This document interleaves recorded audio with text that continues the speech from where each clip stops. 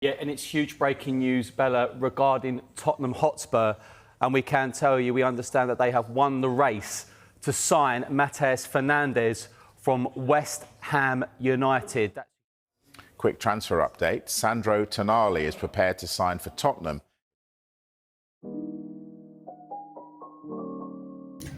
All right, let's get into it. Ladies and gentlemen, to say that Tottenham Hotspur have been underwhelming the past 2 seasons would be putting it lightly, because let's be honest, Tottenham these past 2 seasons have been trash in the Premier League. And in one of those 2 seasons, they did win the Europa League, but it just papered over the cracks. And last season, it nearly went wrong for them, where they got dragged into a relegation battle and they nearly got relegated. But they escaped. By all miracles, they escaped, thanks to Roberto De Zerbi in the last couple of games last season. And going into this transfer window and going into next season, they knew they had to do something. They knew that they had to show their fans. They had to show the Premier League fans. They had to show the fans all over the world that, hey, we've learned our mistakes.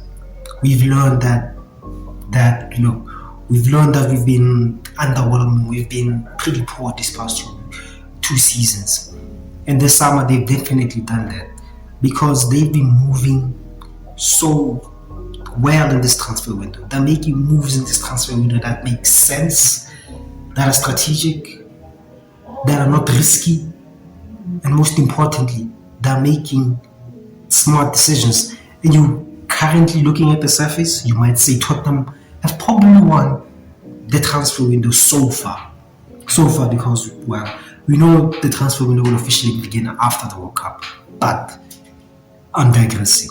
Let us look at how Tottenham basically have transformed themselves within a matter of a month and a half. Ladies and gentlemen, I am Studio 17, and like I said in the intro, Spurs have been moving strategically this summer.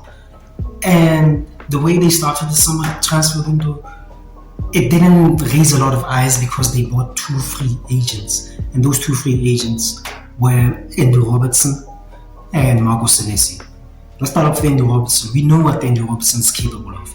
He's been the best, one of the best left backs in the Premier League in the past 10 years. And he's going to be bringing in that mentality for Spurs that a lot of people last season were saying a lot of the players don't have, that never give up mentality, that winner's mentality. And he's going to be bringing that, because if you look at his CV, he's a 2-time Premier League winner. Basically, he's been at the summit of the Premier League twice. He's won a Champions League.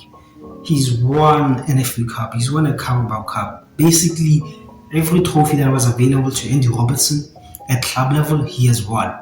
And he's going to be bringing that experience to Spurs, which was needed last season, because many people did criticize Spurs' mentality last season, considering there were a number of games where they should have won, but they still lost. And the second free agent transfer was Marco Senesi of Bournemouth. And in my opinion, he was probably one of Bournemouth's most underrated players and Bournemouth's best defender last season. Because he was instrumental in that Bournemouth defense to their run in Europe for next season. And if you look at his stats, he was first in near duels at Bournemouth. He was first in tackles at Bournemouth. He was basically the key defender last season under Areola. And the worst part is, Spurs are getting him for a free. They got him for a free agency. And they got him early. And I think he already agreed to go to Spurs before the end of the season prior. And they got him early. And they got him fast. And those 2 transfers should have been indications of how Spurs were going to be moving this summer. But since they came in for free, we were like, it's probably just going to be another Spurs thing. They came in for free. They're going to just add numbers. But we forgot to realize one thing. They brought in Premier League experience. They brought in two defenders who know this league in and out, who've been there, who've been the ground of the Premier League, who were not foreign to this league. Basically, they went for experience in this league.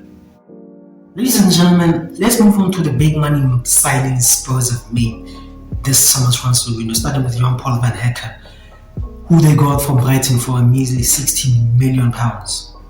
In this transfer market, that's cheap.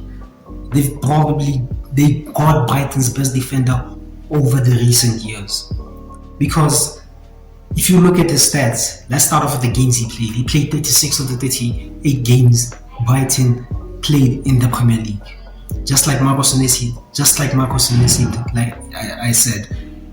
That should tell you something about Spurs. They're looking two defenders who are not too injury prone, because if you remember last season, Spurs were struggling at the back with injuries to the likes of Romero, Van der Ven, Danzo, Dragoshin, to the point where they had to field in Archie Gray in defense.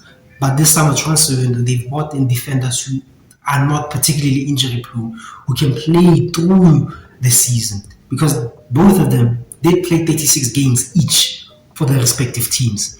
And if you look at Jan Paul van Hecker's stats, he's not afraid to put in a tackle, people, because he won 104 aerial duels. That means he's very good in the air. In terms of blocks, 28 blocks. He's not afraid to put his body on the line. And that was, like I said, something that was missing in the Spurs defense last season.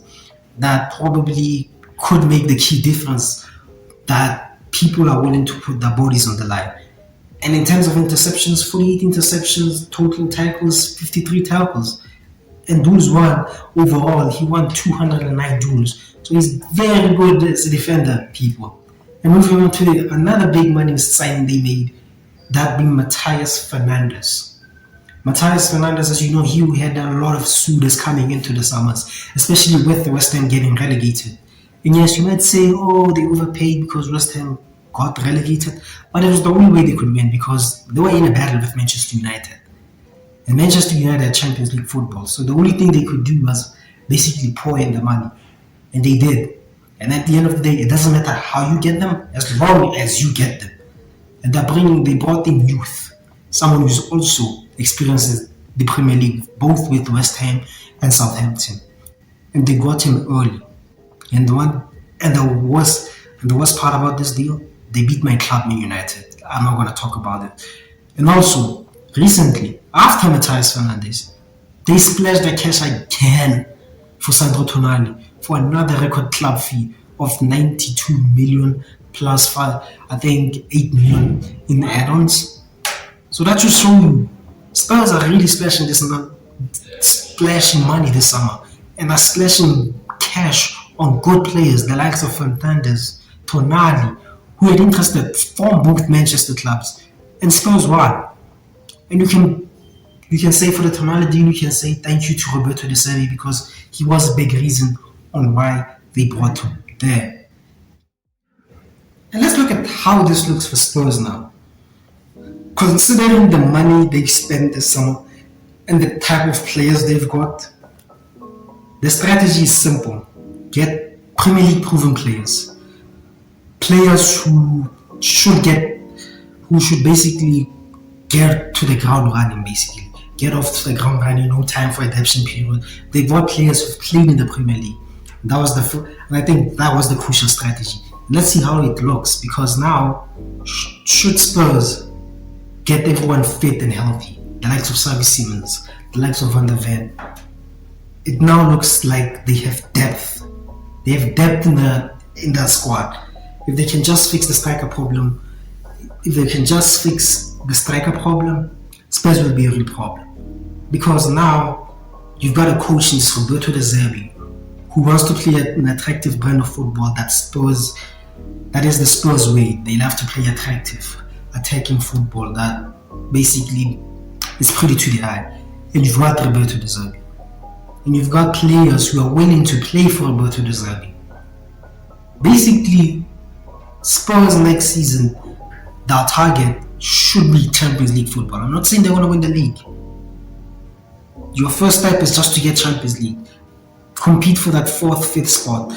Should everything in English teams do well in Europe, they should be able to get that 5th spot and get into the Champions League. And then try and build on from there. Because what you're building now, you're building a team for the future. Because if you look at that midfield, you will have Matthias Fernandes, Sandro Tonali, and Xavi Simons. when he's fit and healthy.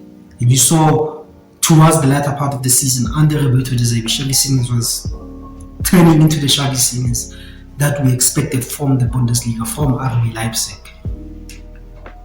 And also in their defense, they've got depth.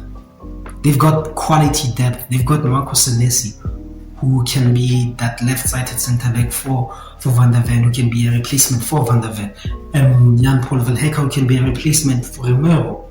So basically, the only thing that could stop Spurs is Spurs themselves, because you've basically winning the transfer window currently.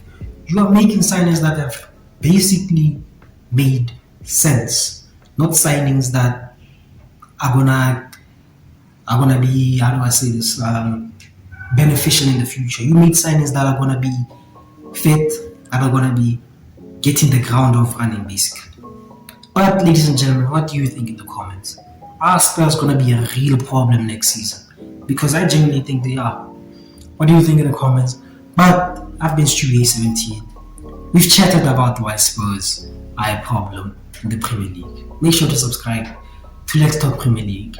And I'll see you for another video where we just talk about the Premier League. Peace.